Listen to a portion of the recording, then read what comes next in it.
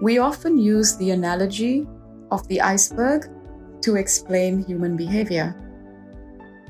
You notice in an iceberg that what's above the waterline is very small compared to what's below the waterline.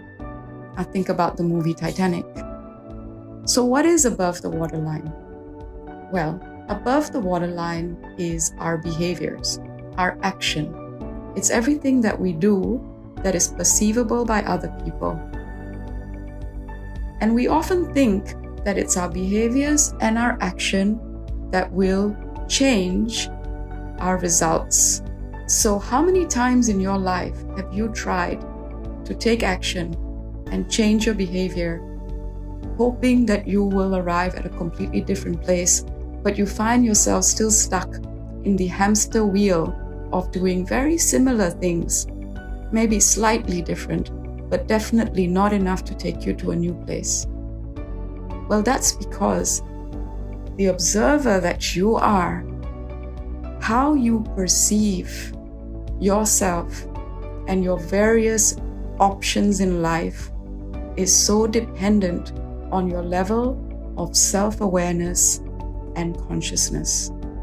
In this chapter, we want to deepen your understanding of yourself so that we can expand the observer and widen the aperture so that you have new options for action available to you.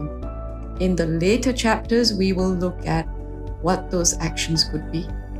When we start thinking about wanting to change the outcomes in our lives, wanting to transform our lives, we often think about actions. What can I do differently? What should I start doing or stop doing or do more of?